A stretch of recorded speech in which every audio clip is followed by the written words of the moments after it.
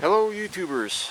Well, I'm back at it once again here with this old New Holland BR780 round baler. Once again I have another bearing failure. This time, look up, way up. Over here, the main drive roller there that runs your belts, the main bearing, the pillow block bearing failed here. I'm getting kind of tired of this bearing fixing business here, but anyways, as you can see, as far as bearing failures go, this is a pretty good one. The whole bearing collapsed here, so this one started squealing and squawking when I was baling here the other evening here, and yep, I managed to get finished. I had a couple of windrows left. As it was getting dark, it was getting damp, so I quit. And I went back the next day. It was a nice windy, sunny, dry day, and I was going to finish my... Almost got done with another 2 or 3 bales, and then all of a sudden this thing started smoking, and yes, it caught fire. I did get it out before it had a chance to even scorch any of the paint or anything, but yeah, we had ourselves a good little scare there. So no foul, no harm other than a collapsed bearing. So. But in all fairness, this bearing is an original bearing that's been on this baler since new from the factory. So yeah, anyways, got this whole D-clutch unit here disassembled, got this off. Of course, had to take the engager arm here that sits over here. There's brackets here where this a swing arm that runs a couple little pilot bearings and like a cog clutch type of thing there. So anyways, I'll show you a few snapshots as I'm going along here. I got all the bolts broken loose here on this main pillow block here, so I'm just going to go ahead and spin them out and get this. I got the lock collar off now. Hopefully spacer washers here, stuff like that there. Well, this here, the bearing failed, so there's no big surprise there. I do believe there's a big E-clip here that holds this together here. There's another one over here that holds your one half of the snap clutch. So and then there's shims and machine washer shims that go 1 or 2 behind, 1 or 2 ahead, and you know, so on and so forth. You get the idea. But anyways, get it apart here. Okay, well, as you can see here, I got all 4 bolts out, and I actually got it to start moving on the shaft here just by tapping on it a little bit. So I got lucky there. It's not the inner bearing race isn't seized onto the shaft. Sometimes that can happen, but these they have enough grease and stuff here. These are greasable bearings, and there's always this greasable there's splines here, and that's where that D-clutch runs back and forth on here. So sorry about the wind noise today, folks. It's a windy day out, and I'm trying my best here to film and do this one-handed while I'm trying to work here. So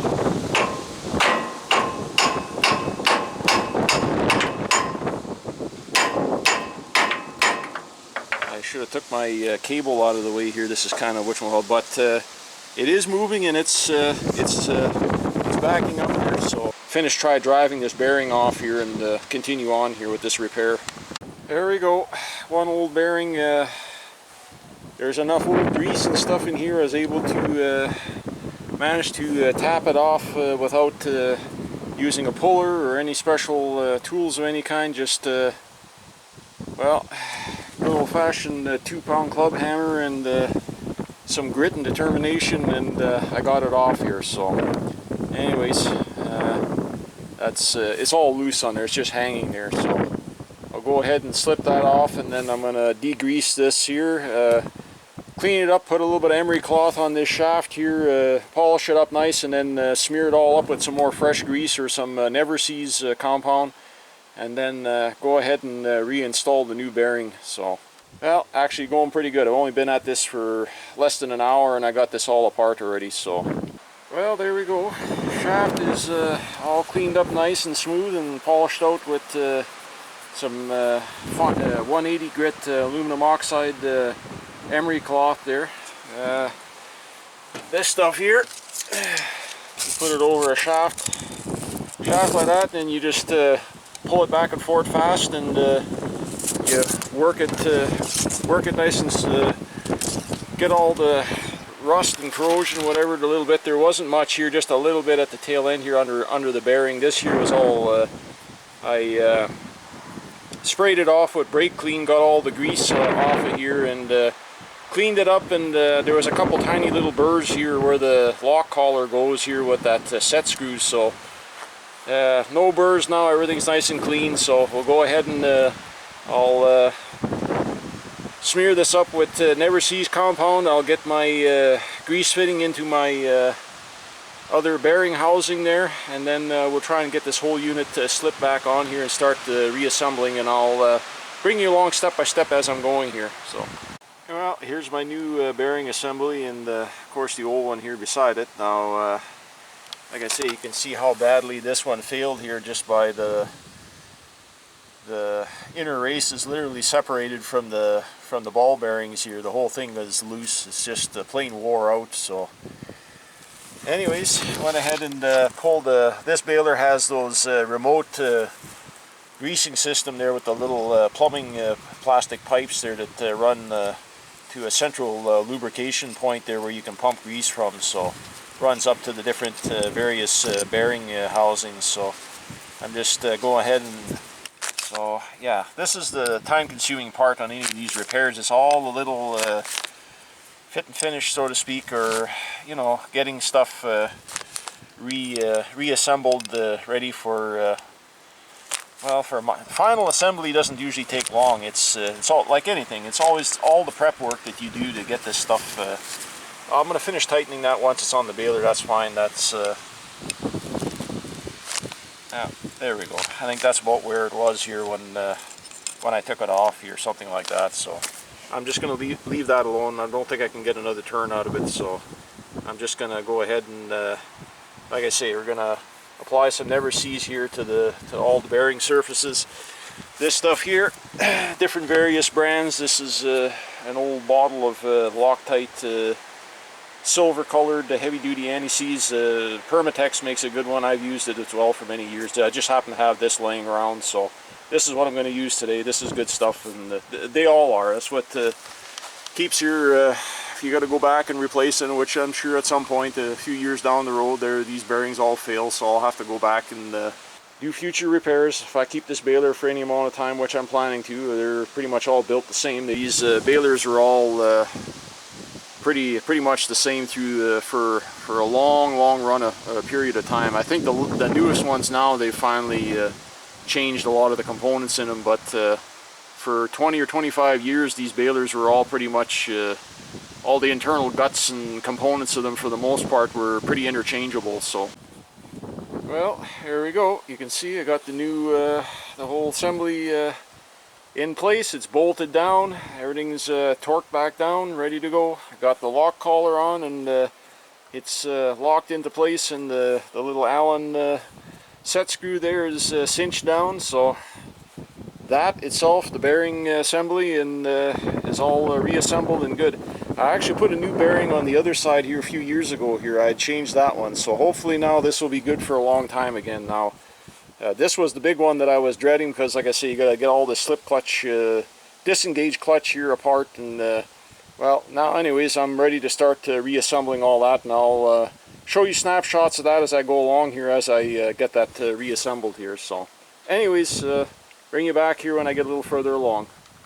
I got the one half of this chain drive here back on the sprocket here with this spur, or this D-clutch unit here.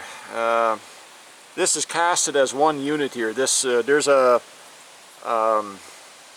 machined bushing washer that goes in behind it up against the bearing, well, the lock collar, and the back of this hub. This hub here just slides on here. There's a bushing inside of there, I guess. And like I say, there's a thin machine washer on the back side, and there's a thin machine washer. You can't see it, but it's buried in the grease here. You're supposed to adjust them. I should have had one more, but I just do not have. You can buy different ones, of course, from New Holland or from the dealer. They have the different thicknesses, the thin ones, thick ones. I could have used this has got sort of a medium thin one, so I could have used one more thin one in here. But you got to have a little bit of slack in them anyways, so There's a little bit of back and forth, very little but not much. But then once you get this on here like it is here now, there's like I say, there's a groove machined in the shaft, and they got these E-clip. Reinstalled this with a cheap pair of snap ring pliers that I've got here. This is just a no-name brand pair that I picked up at a local, what we call here in Canada, the Princess Auto Supply. It's like a tool supply house, kind of like in the States, you folks that have Harbor Freight type of thing. So anyways, I picked up one of these cheap sets here a long time ago, and I've been using them for these various jobs. I don't work with it every day. If I did, I'd buy a brand name set, but I use them a few times a year, so these cheap ones work okay for me. But I'll go ahead and get this snap ring in here into this groove, reinstalled here over the shaft into that groove here to snap it into, hold this in place. And then I got to get my the other half of this this clutch that engages with this clutch here, this spur. And then there's a coil spring, like almost like, it looks like a compression spring, almost like in a clutch on a snowmobile or a Polaris four-wheeler type of thing there. It's there's a bolt, of course, that locks it in the end here. So anyways, I'll bring you back when I get to that stage and show you that. So okay, well, anyways, I'll show you how this system works here. Sorry, the sun is starting to get to a point in the sky where it's shining in the camera here where I'm pointing here. But anyways, like I say, I showed got this back on here, and like I say, I got the snap ring in behind here. That's snapped back into the shaft there, and then this other spline, where the spline is here, this disengager here slides in and out, and this disengages, and it'll go, like you see, it'll go tunk tunk tunk tunk tunk, it'll go around, and then when you drop the tailgate of the baler back down, this re-engages. There's a spring that goes over the outside of this hub, and it locks in like this, and then you're engaged and running. So I'm going to reinstall that spring, and there's a washer with a special bolt that's got a grease zerk through the end of it that another one of these remote grease lines plugs into. So lots of little things to work your way through, but not too bad here. I haven't been at it that long here. I'm making pretty good progress here. The last from disassembly to reassembly here is less than 2 hours, so not too bad here. Another 20 minutes and I'll have this pretty much wrapped up here. So here we go. I got I haven't tightened it down. I just finger tight here. I was able to push it on with one hand here and get this spring here. This spring isn't real. You can see here. I can move this washer here with this. It's a fairly light spring here, so you can manipulate it by hand. So no special tool needed. And then, like I say, this hollow bolt here, it's got a grease port, small grease port inside here, drilled in here, and that's what feeds grease into these inside of this drive mechanism here, and keeps the splines greased here. So it's important. You need to grease this fairly often whenever you grease your other main bearings. It doesn't take a lot of grease, just 1 or 2 pumps every time you grease, but do it, and this will last a long time, and it keeps this whole mechanism in here, the spur clutch here, well lubricated, and everything working like it should. So anyways, I'll bring you back here once I get this final assembly done here. Got a little ahead of myself in my explanation here of how this clutch works here. I'll correct this right now. Besides having the drive sprocket and the hub here, there's also a disengager arm here that's spring loaded, and it's tied into the door mechanism here. There's a little transfer chain here on a spring that goes around, and the arm connects here to the bale tensioner arm here on the side of the baler.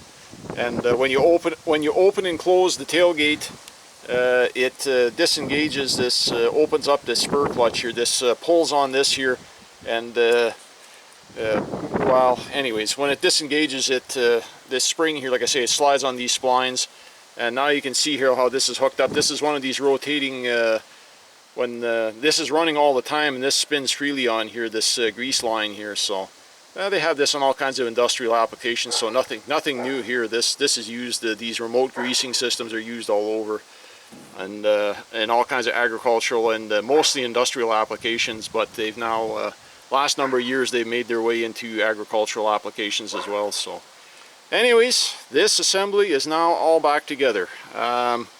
One last thing I have to do is now reassemble my reroute my that they've got the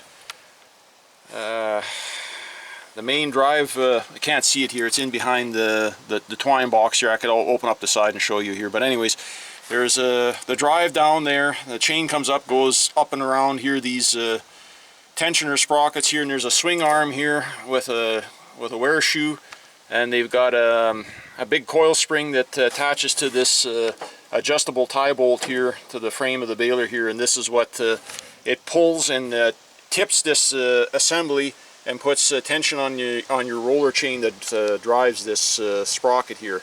This is a number 80 drive chain here. Anyways, this part of it here is done, and I guess I'm gonna go ahead and call this a video. Anyways, don't forget to like, share, subscribe. Means a lot to me. We'll see you folks all on the next one. There we go, folks. Back up and running. Nice and smooth. No more grumble, squeal, and burn and bend. Another job taken care of.